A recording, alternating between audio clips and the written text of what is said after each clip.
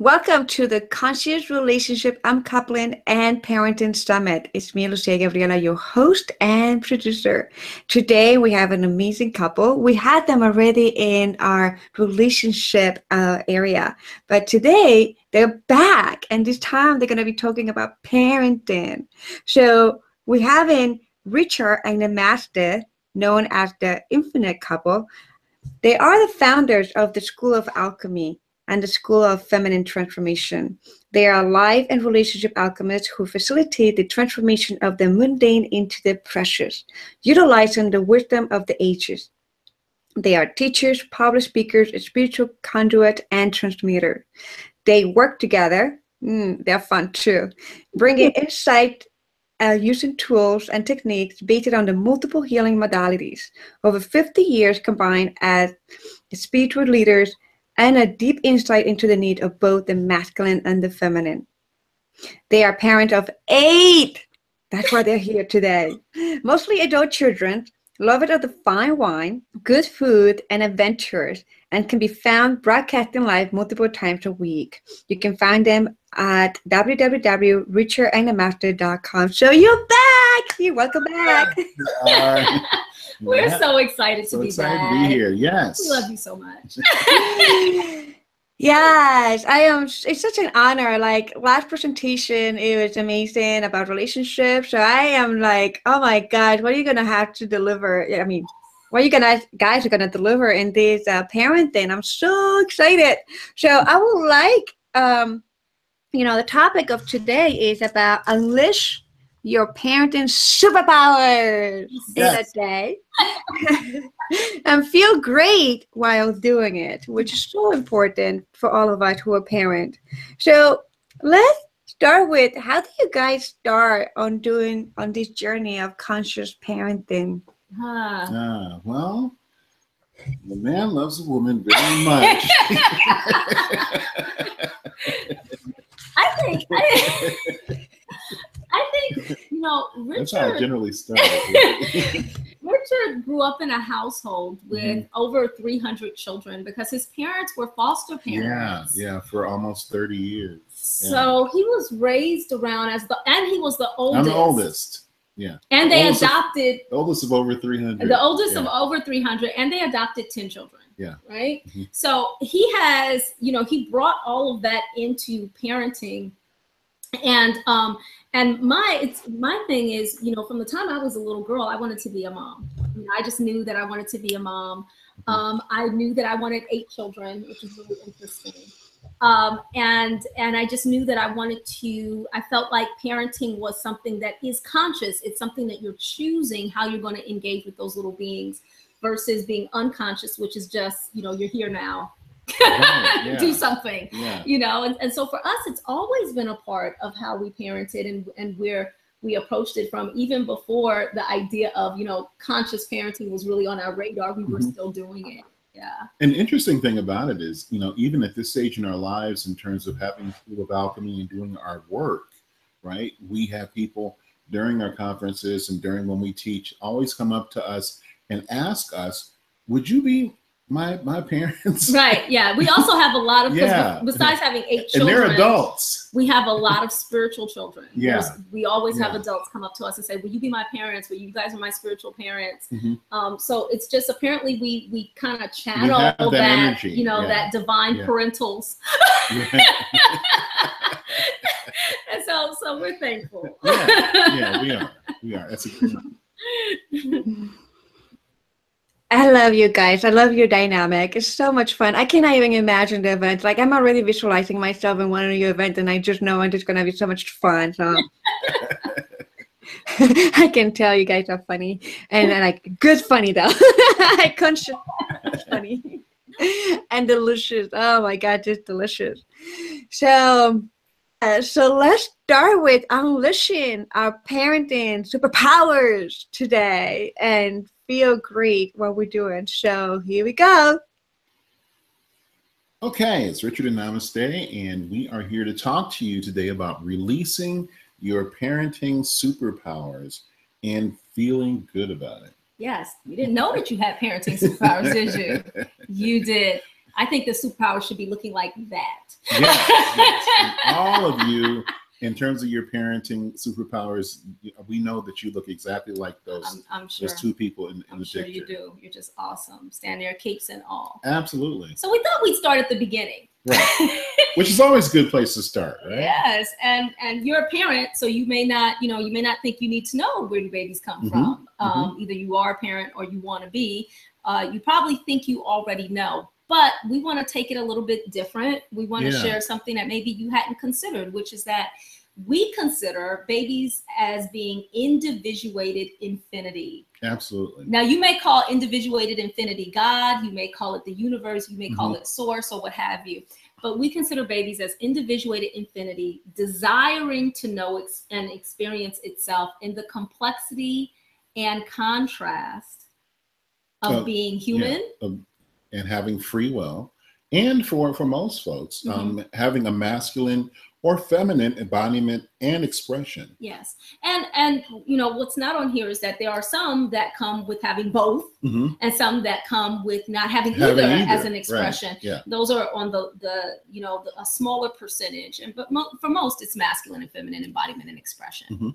Now, as such, we also believe, and this may be an eye-opener for you, that children choose many of these things. I know you thought you chose your children. You chose when they were going to come and what was going to happen. But actually, that individuated infinity, your child, has chosen their parents. So when they're in the non-physical, right, before they actually show up here in the physical plane, they actually choose their parents. You chose your parents, your time of birth, where you were born, and even the circumstances, because history itself is fluid. Right. So you come in this particular space time because this is the place where you have chosen. Right. When we say time of birth, we're not just talking about it like from an astrological, what's your time, your date, and your sign, and things of that, but even the time of birth in the sense of what era you were born in. Yes. It's that deep. Yeah. Right. So children are choosing these things. And this is really important for where we're going to go with this. And here's something that I always say is that children are not merely empty vessels. Their very appearance is an act of sovereignty. Wow. That's their first sovereign act as that individuated infinity is to come and decide I'm going to come forth as human, And that puts a whole different spin on it, because when you say my being here is an act of sovereignty, then that means that, I'm not a victim of circumstance. Right. Right. It's like I have chosen this. Yes. And as a result, everything that happens is part of that path and an offshoot of that first divine choice in terms of where to appear and who to appear, and who I've chosen as my parents. Exactly. So it's for you. That's true for you as an adult. You were a child at one time, and that's true for you. And it's also true for your children. Yeah. And so remember that. So throughout your physical life, we occupy multiple roles in the pursuit of that knowledge and experience, that, being that slice of individuated infinity. Now, one of the most important of those being forming loving bonds with others. And that beginning is in participation in the experience that we call family. Right. So childhood for the child is the journey of infinity incarnating. And parenting, for us as parents, is our willingness to guide that incarnation and to teach infinity what it is to be human. And that's why I said that's a real deal superpower. You are literally teaching infinity what it is to be human. I just got chills just thinking about that. That's just so because it makes that whole. There's tremendous responsibility on both sides, right? As a child, you've chosen your parents, but in terms of being in that family and being a parent, you have the responsibility of teaching this slice of infinity what it means to actually be a human. And that's tremendous, right? That you have a tremendous amount of influence and a tremendous amount of power in this situation. But unfortunately, a lot of times parents don't feel like that, right? Right, because, most parents feel more like the victim that needs saving instead of the superhero in the story. And we know this because, you know, we have a lot of students in the School of Alchemy and also in the School of Feminine Transformation. And, you know, in the course of our travels and teaching and doing, you know, both live webinars, online webinars and live events, we hear about this a lot. Yes. You know, how often parents really just feel like, I'm just exhausted. I don't know what I'm doing. I'm so worried, right? And there's a number of reasons why. Today's parents are judged and told how to parent by many more experts than ever before. Right, yeah. We have a tremendous reliance on expert opinion, expert witnesses, and they will tell you what you know, most of the time what they tell you is what you're doing wrong. Yeah. Or how you're screwing it up, not necessarily what you're doing wonderfully. Right, right. Parents have less modeling from previous generations than ever before. Probably about a decade ago, I remember reading something that was saying that what they had found was that historically people lived around their parents and grandparents and great-great-grandparents. Everybody lived in the same area. And now we had something where people were, you know, as soon as they graduated from high school and they left to go to college, a lot of times they weren't coming back home after that. Right, yeah, they keep going. Right, and so what you have is what I call family spread, where everybody's just going out. And you know, there's a beautiful thing about being an explorer and adventurer, and you know, we love to travel.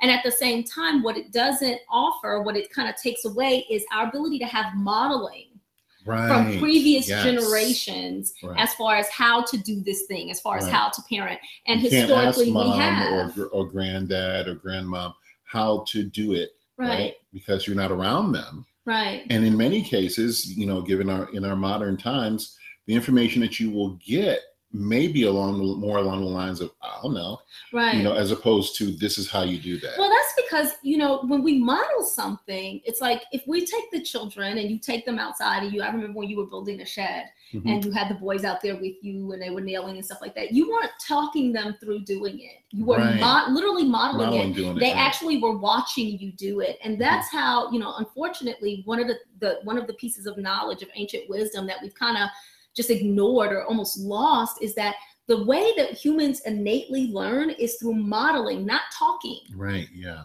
You know, and we think, well, you can just describe it, you can just write it down, but it's not the same. Hence the phrase, more is caught than is taught. Right? So historically, we would just, you know, mom wouldn't tell you how to hold and change the baby. She wouldn't walk you through that and write a diagram and everything. You would watch her do it, and then you would know. And because you were watching, you didn't feel like she was constantly talking down to you, which is what often happens, right? Because you were just observing. And so you go, oh, okay. And then you started doing it. So you had a picture of excellence, and then you just, you know, this is how it's done. Therefore, to do it wonderfully, I need to do it in this way. Exactly. We also have that parents are more aware of world events. Yeah, we have the proliferation of our global connectivity. And it's almost, you know, it's a 24-hour inundation in basically whatever is going poorly or whatever is going bad anywhere across the globe. Right. And when you couple that with the fact that when we see something internally, inside, we don't know the difference between seeing something once it happened just tragically or seeing it hundreds of times. Each one of those is a separate instance internally. And so we see these things over and over and over again. And that gives all parents a certain sense of trepidation and fear in terms of what the future holds for their children and what may happen to them. Right. Yeah. I hear that from moms all the time. I have so much anxiety. I'm so worried. I'm so worried. I'm so worried. Even though we have more abundance, more opportunity, more abundance, more access to so many things that you would think we would have more relaxation and calm. But instead, I have so much anxiety. Right. Why? Because anything can happen. Anything can happen. Why? Right? Because I've seen it hundreds of times. Anything. Typically, when I say anything, it's the bad thing happening to people who are in my same situation, being parents and having children all across the globe. So that tends to start to infect how we parent and how we relate to our children. Exactly. And, lastly, but certainly not least, is that parents have less formal religion. Most people aren't identifying, or some people are, but you start seeing people stepping away from whatever the religious norms are, and less of a spiritual focus than ever before. And while it's not necessary for someone by any means to be in a part of a specific religion to be spiritual, because we are spiritual and we're not a part of any specific organized religion per se. At the same time, when we lack that spiritual focus, one of the reasons why we as humans crave spirituality and we tend to lean towards it is because it makes us remember the great mystery, which goes back to where babies come from, right? That individuated infinity. So when we have a spiritual focus, we remember and connect with the idea that, oh, that's right, I am individuated infinity. It becomes, it's like a philosophical conduit. It's a window that opens between us and the all that is. And we have, again, going back to that sense of place, right? We understand where we are. We have our "you are here" dot on the face of the universe, and having that spiritual focus gives us a container for that. And I think it's important for when you're, discussing conscious parenting, the spiritual, I think, is a huge component of that. And I think a lot of times, when a person thinks about, I want to be a conscious parent, they only think about the intellectual or the mental, that I want to be conscious in a sense of paying attention and mentally deciding what's going on. But there's another area, another aspect or element to that, which is that spiritual part, which is a place of deep curiosity and mystery, and teaching children wonder, and that there is something, you have greatness within you, that extends beyond that. And so, because when you add these things together, you're getting more judgment by more experts, you've got no modeling, you're aware of all the bad things in the world, and you don't have that spiritual connection. That's why you're feeling like you're a victim instead of a superhero. Right. And so, that adds up to a lot of fear, a lot of anxiety, and even depression for many parents. Do you look like that face? It's okay. Don't worry about it. Don't that's worry you. about it. Right. Never fear. We're going to help you. Remember your superpowers so you can parent with calm and confidence. So in case you were wondering, this is Richard and I. That's how we dress, and that's how we're dancing while we are in fact parenting. Yes. When we're not here with you, that's us. That's us. A lot of strange staring in the grocery store. But when you are parenting from your superpower, this is not a set of rules for parents to follow, but a set of beliefs about what children need to develop and thrive, and what the job of the parent actually is. Right. Now, these little tweaks are going to change everything, and you'll enjoy parenting far more. Yes, I said enjoy parenting. If that surprises you, because a lot of parents, when you talk to them, I'm like, well, are you enjoying it? They're like, what's joy got to do with it? You enjoy parenting. You try to survive it, right? Right. And so, this may be the first thing to remember, is that how you feel about parenting while parenting matters. It really does matter. It is as important as anything that you think that you're trying to teach your child. Is the lesson for you in parenting is, how do I feel about parenting while I'm parenting? So number one, discipline is not a villain. It's an ally. Dun, dun, dun.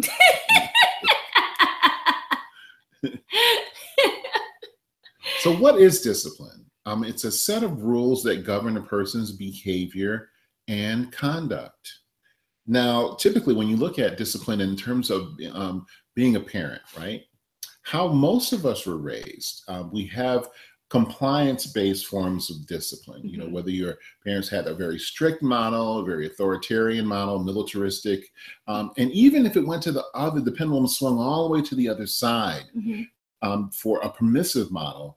All of those models have something in common, which I thought was really interesting, because whether you're extreme authoritarian or extremely permissive, it tends to condition children to be motivated externally by the system, right? Instead of developing that internal motivation towards self-responsibility. Right. And most parents really desire for their children ultimately to kind of connect with that internal knowing about, you know, what's good for them, what's not good for them, where they want to go, to have that kind of be self-driven. It gives you a lot of comfort. I know our children are now between the ages of 16 and 27. Yeah. And so we have a lot of adult children. And I know that as our children were, you know, getting older and stepping into adulthood, one of the things that gave us a lot of confidence is knowing that they had that internal compass that was, you know, active and online within them, and they knew how to connect with it. But when you're using compliance-based forms of discipline, or you're avoiding any kind of discipline, you don't know that your children have that. Now, remember, discipline is a set of rules that govern a person's behavior and conduct. And as we believe, and as we have stated before, position matters, right? Absolutely. So that sense of place matters. That doesn't just matter for us as adults, that also matters for children. And so discipline lets them know, you know, how do I do this? You're teaching them how to be human. Discipline is one of the ways that you kind of offer that training or that guidance. And there's a broad spectrum there, right? Most of us have grown up with the idea that discipline is often negative in terms of its implementation. But discipline is just a set of rules. So what is that set of rules, and how is a person's behavior governed, and how do they conduct themselves? I think that when you are shifting from, you know, either the strict authoritarian model, or even going towards the permissive, when you go into what we call superpower parenting or conscious parenting, you examine how you were raised first, right? So you understand, you know, without judgment, without judging your parents. And then you problem solve to understand, connect with them, and to have some flexibility there, right? Right. And so you're starting to look for root causes, not just arbitrarily assigning punishments or assigning rules for the sake of maintaining rules, because that's what you think that it is to be a parent. But rather to seek discipline that serves a deeper purpose of the child, as well as the connections of the family. And so we really like to always make things very practical by giving you an example. So with all of our children, none of our children have had a curfew. None of them. And the reason why was quite simply because there's nothing magical about 8 o'clock or 9 o'clock. Or 9 o'clock or 11 o'clock or 11:30. Exactly. What we found is that a lot of people had curfews because they think that's a way of eliciting control and making the children communicate with them. And what we found was far more effective was just telling our children, asking them before they left home, what time will you be home? And asking them to let us know if they were going to be late. And do you know, every child out of 8 has done that. They leave, they're home, usually before they say that they will be home. Sometimes we're like, well, what happened? Why did you guys end up home so early? Back early. What happened? You know, and if they needed to stay out later or something was going on, they just call us. And there was no sense of we were going to be upset because they wanted to stay out. What is there to be upset about? There's nothing to be upset about because you're enjoying yourself. That's good. Well, the lines of communication were open, and there was nothing to push against. Exactly. You don't have to declare your independence by coming in at 11:30 because we said come in at 9. Right. You know, what you declare your independence is because you're old enough now to go out and spend time with your friends and have a good time. And you understand, based on what your responsibilities are and what you've got going on tomorrow, etc., you know, what's going to be good for you. And so with that, you know, you are generally looking out and saying, well, you know what, I'm tired. I'm ready to go home. You know, come pick me up or whatever it is. Right, exactly. And we did that with bedtimes too, which was younger than the curfew thing. You know, curfew was more like high school. Bedtimes, that started in middle school. Where it was like, we are not going to, you guys don't have a bedtime. You can go to bed whenever you feel like it. You have to understand that you need to get up the next day. I'm not going to wake you up. Because time for getting up is not arbitrary. Right. You do have to go to school, and it does start at a specific time. Right. And so you need to be there, or getting on the bus or whatever it is. And all of our children, well, I'm not going to wake you up. The first 2, the oldest ones, they stayed up really super late that first night, and then had to get up the next morning and were like, oh my goodness, and then do it again. And the younger ones learned from what the older ones did. And they never did it. It was like, okay, you don't have a bedtime, and they're still in bed at 9 o'clock. You know, it's just like, where are you going? I'm going to bed. I'm sleepy. But that's discipline. They have that internal set of rules. It's an internal thing where they say, I need this much sleep, you know, and that's governing their behavior as opposed to always looking to us to do it. Right. So here's number 2. Forgiveness is the key to your superpowers. Yes, this is huge. Please quit playing the blame game with your parents, or even with the memory of your parents if they are deceased. Everybody's got a pain story, right? Mm-hmm. It's like, the reason why I do what I do is because this was done to me when I was growing up, etc. Mm-hmm. And I can't get over it. I can't get past it. It's just a feature on my emotional or spiritual or intellectual landscape, and I just can't. It's just unmovable. Mm-hmm. Well, we're here to tell you that if you want to step into the place of your superpower and really be effective, you can do something about that. Right. And it is rooted in forgiving mm-hmm. your parents because they did the best they could, at the time, or even if they didn't, mm-hmm. It's immaterial. What is really relevant is that that time has passed, and you have the power to forgive them. I think that this is such a deep superpower because it's one of those things that's like a hidden, power keg hidden in plain sight. Yeah. Where it's causing so many parents to not be able to be conscious in their parenting, to be awake, and to make actual decisions about what they think is in the best interest of their children based upon how their children are showing up, because they're so worried about being like their parents or not wanting to be like their parents. Right. Yeah. And the reason why is, again, because, like you were saying, because the parents made mistakes, they didn't like some of the things their parents did, mm-hmm. and that's fine, but there's a judgment there. Right. My parents were bad people. They mm-hmm. were selfish. They were this. They were that. They did it wrong.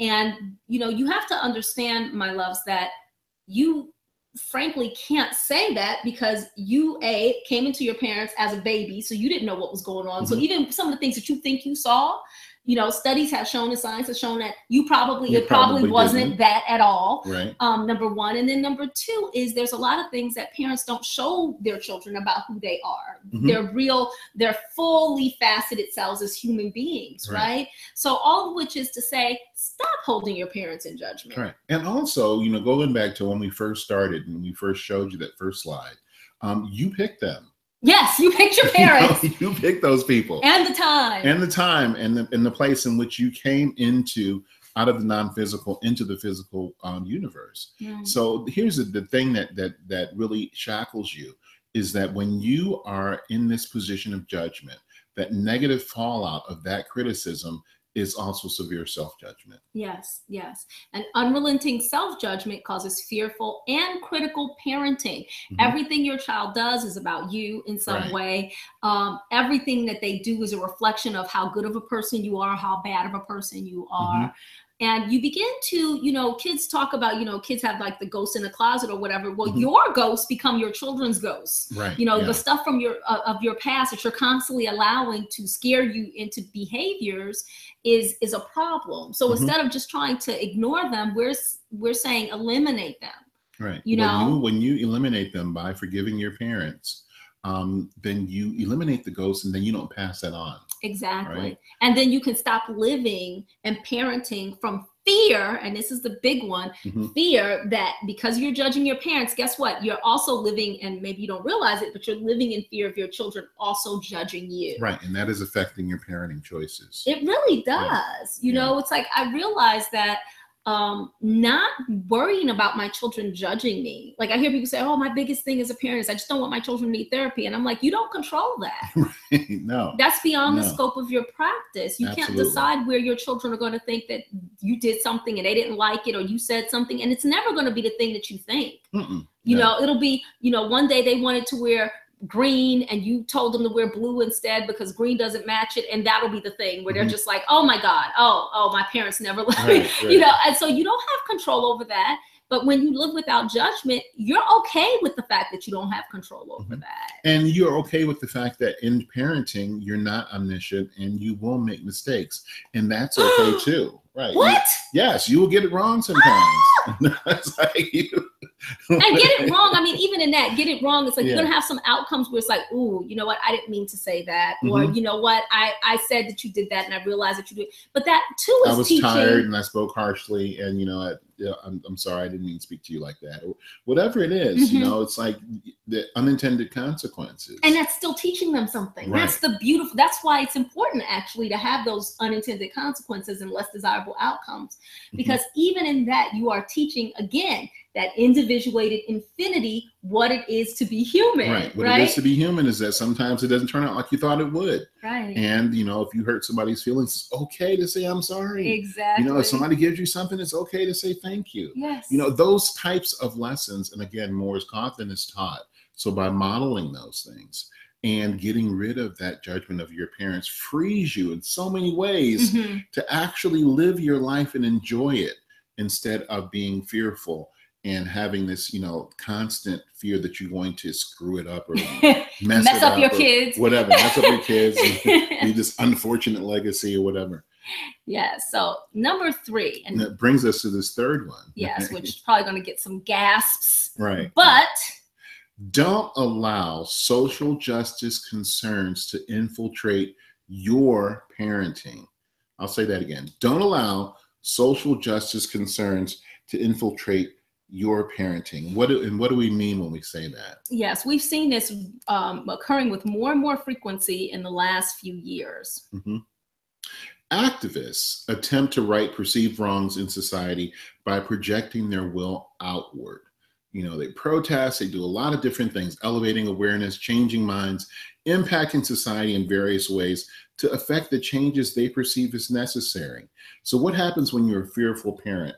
You find yourself in this microcosm of your family trying to right societal wrongs by projecting your will inward within the family unit. Yes. Right? And I see this sometimes. I see, you know, parents being very concerned about, for instance, there's a lot of conversations about consent, right? And specifically in regard to men and women and men needing to get consent from women. And one of the things that I was really surprised, because our children were so much older when this started coming up, that I didn't realize it until I started hearing it, was I've even seen moms, you know, they're nursing, they have a baby boy that they're nursing, and he gets to be about, you know, 1 or 2, and they're like, you need to ask me before you try to nurse from me, because, you know, you need to start, right, as a man, you need to learn about consent. Right to a woman's body. And that's an example of taking a societal ill, a societal thing that you want to change in society, and now you're projecting it inward towards your family unit and towards your child. You're almost like making your child responsible for something that they did not do, that someone else did. You know, and it's a really interesting thing, because because there are so many social justice concerns in the world, you can't parent effectively and enjoyably from that place, you know. So we have an alternative that we suggest. Well, I was going to bring up another thing with respect to that is that what I see a lot of times, and we've seen this happen a lot, and this is a thing too, it's like when you have this societal concern, like there's a lot of people, individual acts of meanness for people as far as, you know, gender and things like that, right? And then folks are bringing that into their parenting dynamic by saying, well, the best thing, because people have been mean to people because they are female or because they are male, then we will eliminate gender totally in our parenting. And so to the point where we don't even know what to call the kid, because we're going to let them choose. And it's like, well, where are you basing that? It's like the societal ills that are external, that are outside, don't have it really any place, and it shouldn't be affecting your relationship with your baby. Right. And if you know, it's not that there aren't people who are, you know, who feel like their gender, they need to change it, or you know, their physical, their biology does not fit how they construct their gender to be. That does in fact happen. But again, it's one of those things where you're swiping what's working, right? In cultures that have more than 2 genders, when the child comes there, the child is as they look, as they appear to be based upon their biology or their physiology. And then if the child begins to, over time, giving very specific key indicators, begins to show up and express very definitely in a specific way, then they begin to transition that child into a different gender outside of that, because there's a recognition that for most people, this is going to be the truth. And it's that freedom of choice. Exactly. Right? Exactly. And so, I would say that even for those who think, well, but what about, those who don't identify in the binary, there is precedent for that. All you just do some research and actually find out how to do that in a way that is powerful and beneficial, versus just saying, okay, let's just do away with it, because that no gender, that has never been present in any, and I've done some research on this, it's not present in any society. So that is basically beginning to try to use a social social experiment. So recognize whatever that that societal wrong is, you're bringing that into your parenting. Right. And this is our alternative here. Yes, which is pretty important. Lead with love. Yeah. Lead with love. And see, they love each other. There's a heart there. There's lots of love on this slide. Parent based upon a fundamental belief in the goodness of your child. Right. And again, how do you conceive of being human? Do you hold within yourself the belief that humans are fundamentally bad unless you're doing something to make them be good? Or do you believe that humans are fundamentally good, and what you want to do, everybody is doing the best they can. Even if they make choices that were not the choice that you would make if you were them. Right. They're still doing the best they can, and always going in the direction of what feels best. Right. So there is room, for different kinds of gender expression. There is room for any number of different things if we have a fundamental belief in the goodness of our child, and we're not fearful, so that we're preemptive or unnecessarily authoritarian or unnecessarily strict or unnecessarily even permissive. Right? We understand that we can parent in love, we can, enforce good boundaries in love, and we can do all of those things through that prism of love. And we can also, because we're doing it without fear, we understand that the net result of that is going to be a slice of individuated infinity that has a good solid foundation as to what this life is all about. And they can go forward, and we're not fearful about what the outcomes are going to be. And we're not fearful about our legacy in terms of parents, because then we are confident that our children will be able to say whatever it is that they say. We know that we did our best, and that we gave them the best that we had to offer, and they have the tools that are necessary to assist them in navigating all of the complexity, and there will be complexity that this human experience offers to us. So there we go. And so if you want you want to learn more about this, and you want to explore more about parenting in the School of Feminine Transformation, we actually have a school or a module, if you will, that we cover parenting and specifically mothering, because the School of Feminine Transformation is for women and female identified feminine beings. And if you also in the School of Alchemy, we also, as part of life alchemy aspect, we talk about parenting as well. So if you want to know more about parenting from us, you can join one of our schools, or you can visit us on the web at richardandnamaste.com, and we have a number of writings about parenting there as well. And a number of videos as well. Yes. Yeah. Yes. So we love you guys. Thank you so much. Amazing. I love it. So if you guys didn't watch the conscious relationship presentation that Namaste and Richard did, you have to watch it. Incredible. So, and I'm saying this because there's in a part of the presentation that Namaste talks about the aspect of position. So you must watch that presentation to have a better understanding, because we dive deeper into that. It was very, really juicy, delicious topic. And wow, 3 practical and simple and delicious keys and secrets for being parent superheroes. And the one that I love is the first one. I really, really, really like the first one too, because discipline is, having my 9 years old and being, on this journey of exploring how to be even more conscious parent every day. It is sometimes it could be like a journey of challenges and obstacles where I can try to find myself disciplining my daughter and not, and then having this whole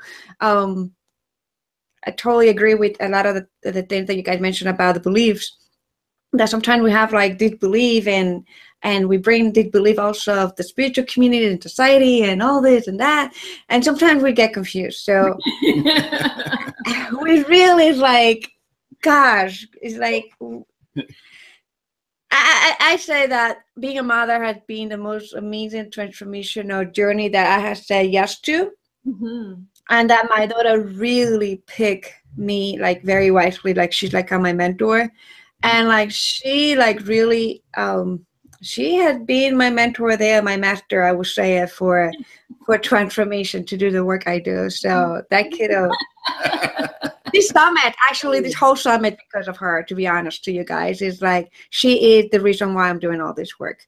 So saying that is, it's just sometimes it's challenging, even as a conscious parent, as like loving parent, like the discipline part of it's like, so it's like, what? You know, what kind of discipline? And what I love, like Richard said, and Namaste said, what I think I hear well, and you guys will expand more on that, or share whatever else you would like to share on that, is that what I understood is the aspect of the discipline, the curfew or the bedtime, the bedtime, which hit home because, oh my God, I struggle with that kid. She has so much energy, like crazy, and she can be just until 1 o'clock in the morning if she wants to.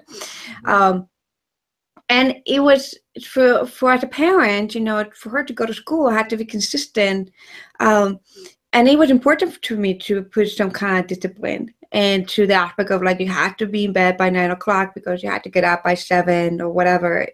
Mm-hmm. And it took me years. I can say that it took me like 9 years, and she has always resisted. And what I love about what you said is to share the aspect of make them aware of their responsibilities for the next day.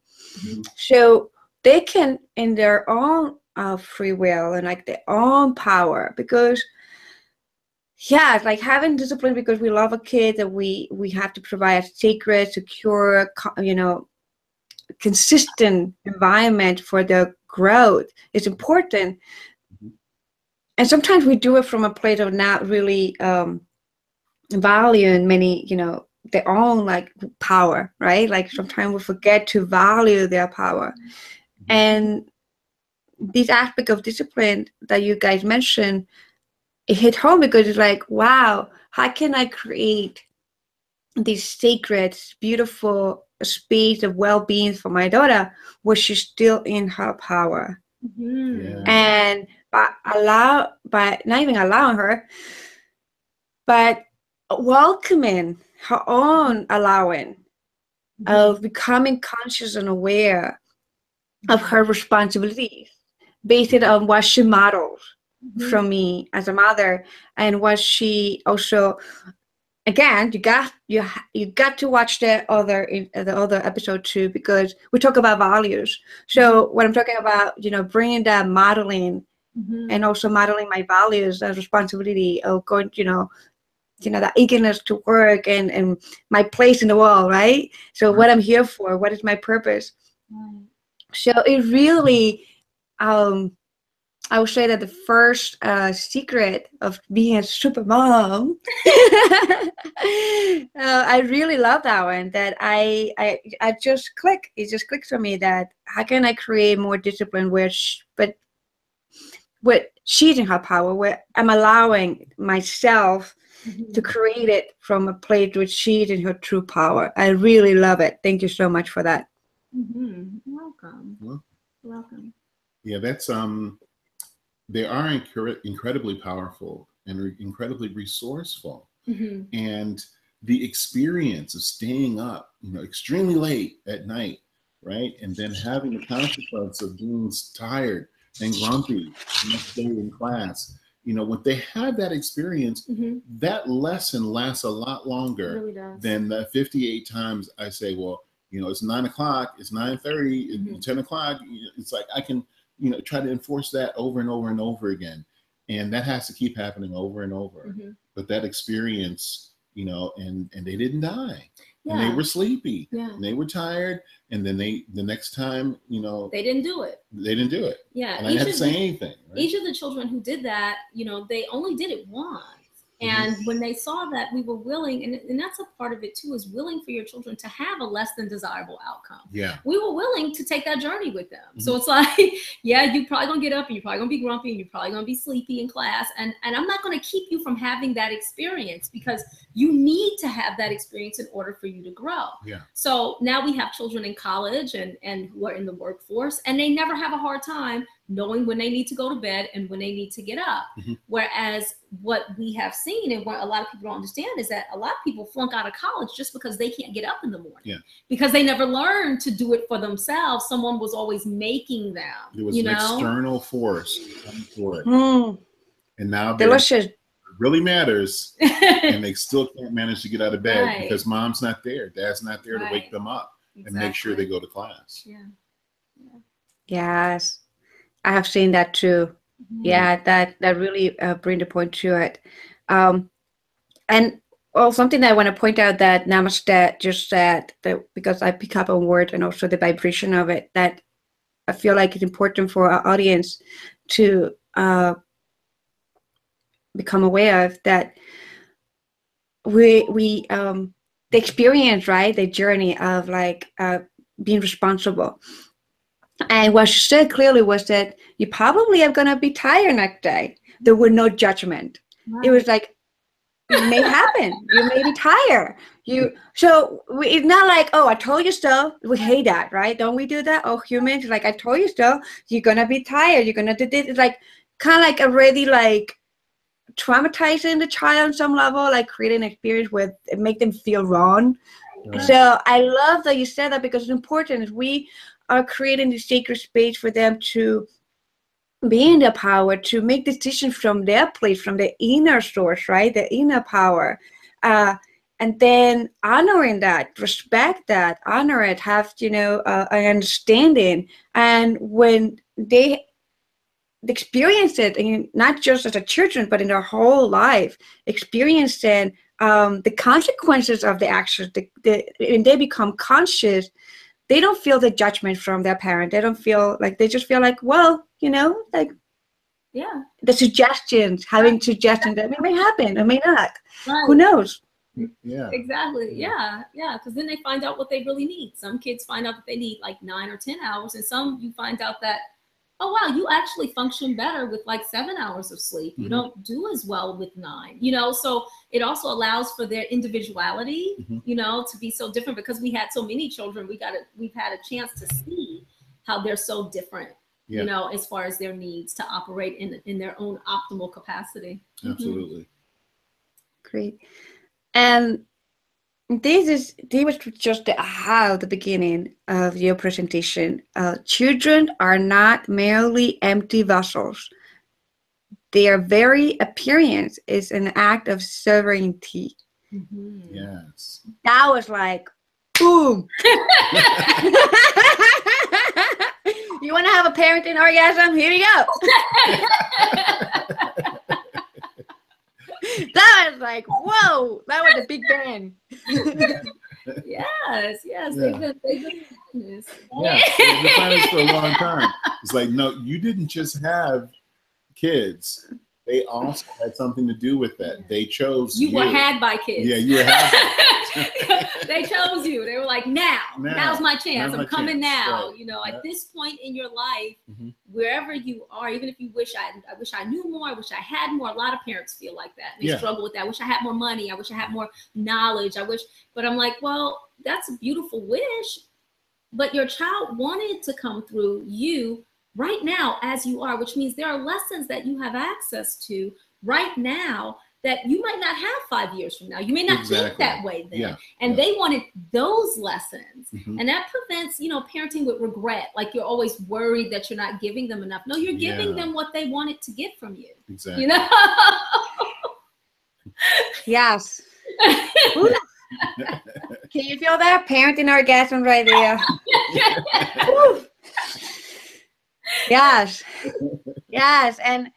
And I love you guys bringing this up, because you have no idea. I am not the only parent out there who has felt this guilt and this remorse and this confusion of like, if I'm doing right for my child, like what is it then my life lesson here? And also, you know, there's something that there's a confusion and misunderstanding when it comes to the spiritual communities, when they talk about, oh, your child picked you, you know, they chose you, and it's, you know, the free will. You cannot, you know, some people talk about you should not supposed to interfere in the free will on all that stuff, and which can be very confusing and traumatizing for so many parents, especially if they go through divorce, and a very hard divorce, or they're going through a very traumatic experiences in the relationship with the significant other, or the child parent, the other parent.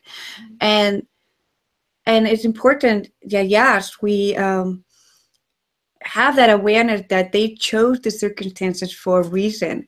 And one of my other mentors, Enrique Rivera, who's a Spaniard mentor, he talks about that, you know, when they choose you, they also, you know, they choose the circumstances, but also it's kind of like the circumstances are the lesson, and what did that makes you, you know, what makes you aware of.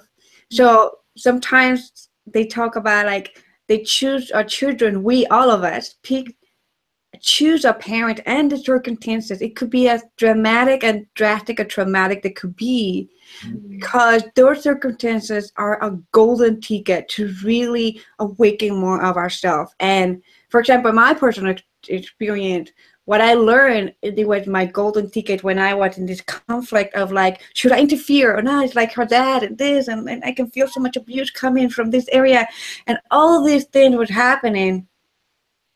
That my golden ticket of awareness was that I wasn't providing a more of a safety container in her environment.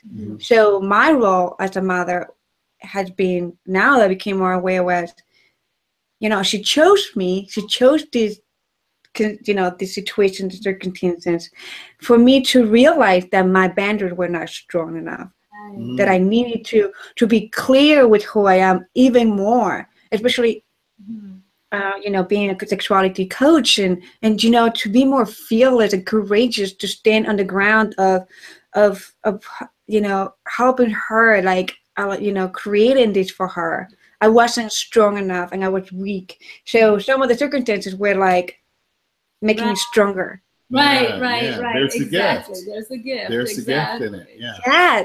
I tell you, that was my golden gift. Like, those have been my golden gift. And I can say that once I became aware of that she chose me, she chose her father, the circumstances, and I was at peace with that, gave me this orgasmic breakthrough of just being like, well, oh, my boundaries had been weaky a little bit, like, oh.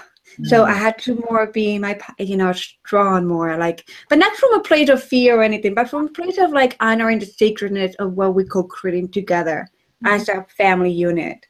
So love that. That is wonderful. Yeah, you can't. Right? Yeah, you can't. You can't mess it up. You know? We learn, we grow. Right. We never get it wrong. Right. We learn and we grow. That's it. Beautiful.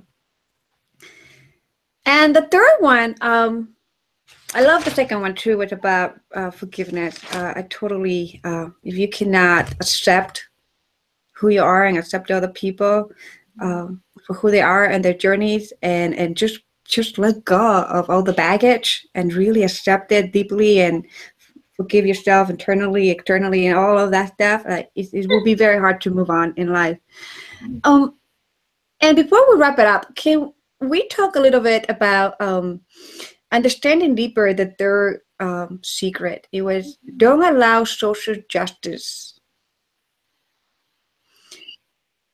And I know that you went deeper in that a little bit, and I was having I was trying to figure out in like different areas of life, like you know, you touch on sexuality, like that was beautiful. The aspect of some parents, you know, when it comes to they don't want to raise the kid female, male, whatever, because they're coming from a place of like they want to kind of like you know, like, you know what I mean? Like they're trying to be the protectors, right? Of like what society is doing to the communities of men and women and all that stuff. Mm-hmm. And what other areas do you see this happening? Like, so we have that in sexuality. Mm-hmm. What other areas do we have these issues happening? I see it. I don't know where Richard notices it at, but I see it because I spend so much time in feminine spaces and with women. Mm-hmm. I see it a lot where there's almost like anything that a girl, a female child, is going through as part of her thing becomes an issue. So for instance, maybe she wants to be pretty. It's a really common thing. You know, I want to be pretty. I want to look pretty. Mm-hmm. And instead of addressing the needs of the child and saying, okay, well, sweetie, what looks pretty to you? Well, let's go and get you, if you want that dress and that dress looks pretty to you, let's put the dress on you. You know, if you're saying, hey, I want to be pretty, I want to wear makeup, let me let you have an experience with makeup. And that just being the child's experience, it becomes a byproduct of society. So now instead of the little girl just saying, I want to be pretty, the mom is like, oh, that's society telling her that she's not pretty. So now I'm going to just tell her, you're beautiful just the way you are. Don't worry about it. You don't need to do that. And so it's not honoring her own process, which is a natural part of her evolving into her human form. Mm-hmm. All little girls feel like that. Every little girl I've ever met has at some point felt like, I want to be pretty and I want to do whatever in her culture or in her environment is considered to be pretty. It might be wearing heels and putting on makeup. It might be henna. It might be anything. That's part of her integrating into being a part of a collective of women and of feminine. That's part of it. But when we start allowing those social justice concerns to drive it, we demonize it. We demonize her stages. And instead of just going, okay, yeah, I took her out and I put, like when I was a little girl, when I got to be about 11, I was like, I saw my mom wear makeup and I knew that some women wore makeup, some women didn't. It didn't matter. I was like, I want to wear makeup. I want to wear makeup, right? And my mom had a rule that I couldn't wear makeup until I was 16. But one day in preparation for that and to kind of like encourage me to look forward to it, she made up my face, you know, so she put on a full face of makeup on me and took pictures of me. And I was just so happy. But she didn't make it into a thing. Right. Like, you shouldn't want to do that because empowered women don't do that. You shouldn't feel like you need to. She didn't see it as being a byproduct of anything other than my own desire to want to wear makeup at that time. And sometimes, you know, in parenting, when we have that hyper awareness of all of the social concerns of the world, we begin to internalize it and direct it. So anything that's going on with our child, we see it as that's it showing up when probably not. Right? Probably not. It's probably just the child being a child and being curious and wanting to do what children want to do. And we don't need to try to make that into a, you know, something that we are picketing against. And I see it show up a lot in a lot of areas with respect to just this low-grade fear, right? Where I recognize in the world in which we live, there are individually mean people that do mean things. They come out in the morning and they have an intent to do mean things to somebody in that day. That's not everybody, and we need not be afraid of that, statistically speaking, in happening to our children. But if we approach it from a place of fear, then we're telling our sons and our daughters, you got to protect yourself at all times. You know, you always got to look out. There's people out and they're trying to take advantage of you, and they're doing this and they're doing that, and you have to watch out. And now, you know, your teachers are the enemy. and your friends, you can't trust them You either. can't trust them. You know, right. you can't. And it's like we're projecting a lot of what we see in the social arena, and then maybe a lot of, you know, our own baggage onto them. You know, I remember when I was in high school, when I had a friend and they did this to me. So you can't trust those little girls because they'll smile on your face. You know, really are duplicitous and they're evil. And you know, it's like, wait a minute, Why wait a is minute. everything a thing? Right. You know? You don't even know these kids. And now Right. you're projecting all these things onto them.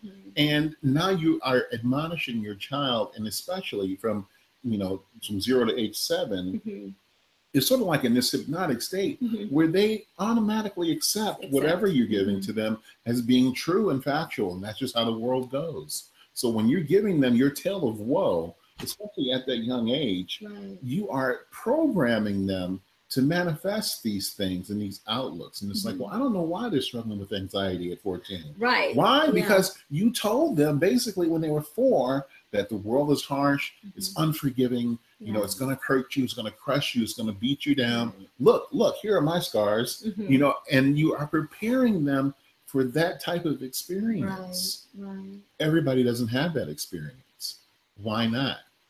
Well, it's because everybody's not believing in that. Right. Everybody hasn't been told that. Right. Why not have your children, your family be the exception and not the rule? Right. Exactly. Everyone doesn't go through life, you know, just not enjoying their life experience. Right. Yeah. And that doesn't have to be the truth for your children as well. Right. Even if you had what you would consider a sucky childhood where things were just horrible, that doesn't need to be replicated, not through the lives and through the bodies of your children. Yeah, you want to allow them to have the knowledge that the world is a safe place for them. Right. And that one piece of knowing in them will totally just amazingly inform upon and benefit the trajectory of their life. That the world is a safe place for them, innately a safe place for them. And so, you know, it's just different. Yeah, so we know in quantum physics, we talk about energy, right? Like where your focus is, energy flows. So if we create these mapping, these mindset mapping, and we wire ourselves thinking that the world is not a safe place, that's what we're going to attract into our life, because the law of attraction. Yes. It's just going to come your way. Yes, that's one of the modalities that we teach on. So that is definitely, you know, a part of what drives that is, you know, don't teach your children that, don't teach your daughters that, you know, regardless of what the statistic is that you have read, don't impart to your daughters that, you know, more likely than not, you are probably going to be sexually violated at some point in your life. Don't teach her that. That doesn't serve her to believe that, you know, and in fact, the belief of that will be more likely to attract it than the non-belief. Teach her that, you know, you are amazing, you are brilliant, you are worthy of every good thing, and the world is your oyster. The world desires everything good for you. The world desires everything good for you, as opposed to you can have good things in spite of the world, which is different, you know. And so you got to claw and scratch, and you got to step on your neighbor in order to get it. Yeah, it does matter a lot. Yeah. The universe, the world, and people will co-create and collaborate with you. We just have to be open and receiving. And, you know, I'm always about creating healthy boundaries, you know, Tuesday boundaries where, you know, we know what we welcome, and we can say, no, thank you, I don't welcome that in my life, you know? Exactly. And that's what, out of our 8 children, we have 5 boys and 3 girls. And that's how we raise, you know, all of our children. It's like, just know what you want, and know that you can say no and you can say yes. And you know what? People wanting things, there's nothing wrong with people wanting things. You just decide what you want, you know? And so it's like, oh, well, yeah, someone said so-and-so. And I was like, no, I don't want to do that. And it was no big deal. Yeah, you don't have to demonize that because they wanted something different, right? It's right. It's okay. Yeah. So when I think I'm like wrapping this up with that part is don't let fear pretty much be the foundation of your parenting skills or your parenting approaches. Yeah, that's it in a nutshell. Don't let fear. Yeah. Fear is parenting kryptonite. and it's like, You know, I always say, like, you know, fear is like the little stop sign, and that, you know, I'm driving in my life, and it's the little stop sign that let me know that, you know, something's coming up. So it's like, and I usually work with the inner aspect of archetype. So it's like, oh, so who's gonna be, you know, on the front of this bus, like driving it, like facing the fear? Who's gonna be doing it? It's like, oh, I just want my kick-asses one that are going to that know, conscious and aware, like, of what's coming up. I'm not gonna let the other ones that they're like, you know, my shadow ones, so the, you know, the ones that Right. they don't have nothing productive to do to take the drive feed, or the, you know. So fear is just a beautiful, for me, just a beautiful sign that something amazing is coming up. Mm-hmm. And I'm going to be in my power to embody more of myself, or experience another journey that it can help me, you know, back into, to learn something, another golden ticket out there. Yes, I love that. That's beautiful. Yeah, that is wonderful. It's a wonderful way of looking at it. Oh my gosh, you guys, amazing. So how can we find you again? At richardandnamaste.com, as it says under our name there, and also at the schoolofalchemy.love. Yeah, it's schoolofalchemy.love. Schoolofalchemy.love. Yeah, no, the schoolofalchemy.love is the other website. Yes. And we are also all over the social medias, all over the interwebs. Yeah, we're on YouTube, and Instagram, and Facebook. Just look for Richard and Namaste or Namaste Moore. And you will find us. And we have videos. We do a lot of videos. We love to be in front of camera. So you can find us there as well. We can tell you love camera. I love you too. I love your energy of both of you guys. It's amazing.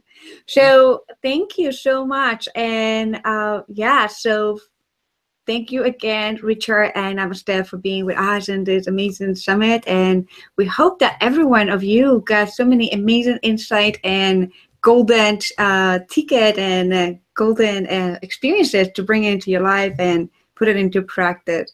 So thank you again, and see you in our next episode. Have a great day, everyone. Bye-bye.